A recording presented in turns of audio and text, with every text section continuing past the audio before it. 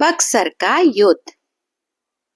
23 जून 1757 को जब प्लासी का युद्ध अंग्रेजों और बंगाल के नवाब सिराजुद्दौला के बीच हुआ, तो इस युद्ध में अंग्रेजों ने सिराजुद्दौला के सेनापति मीर जाफर को अपनी ओर मिलाकर कूटनीति से उसे पराजित कर दिया और बंगाल का नया नवाब बना मीर जाफर।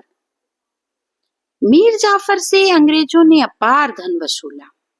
उनका हस्तक्षेप बहुत ही बढ़ गया, तो ज्यादा दिनों तक वह इनका बोझ नहीं उठा पाया।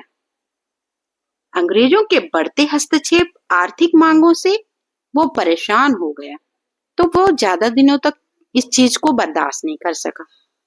जब देखा अंग्रेजों ने कि ये हमारी बात नहीं मान रहा है, तो अंग्रेजों ने उससे भी विश्वासघात कर बंगाल का नया नवाब मीर कासिम को बना दिया।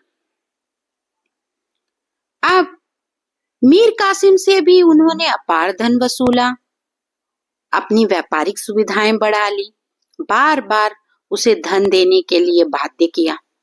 आर्थिक पाबंदियों को मीर जाफर जैसे नहीं उठा पाया, वैसे ही मीर कासिम भी ज्यादा दिनों तक इन आर्थिक पाबंदियों को नहीं उठा सका।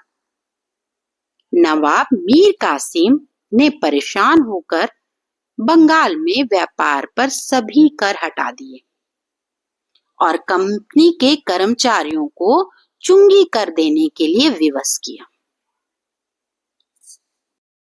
चुंगी कर लगाने से अंग्रेजों को मिलने वाली सारी सुविधाएं बंद हो गई। अब नवाब और अंग्रेजों के बीच तनाव बढ़ गया।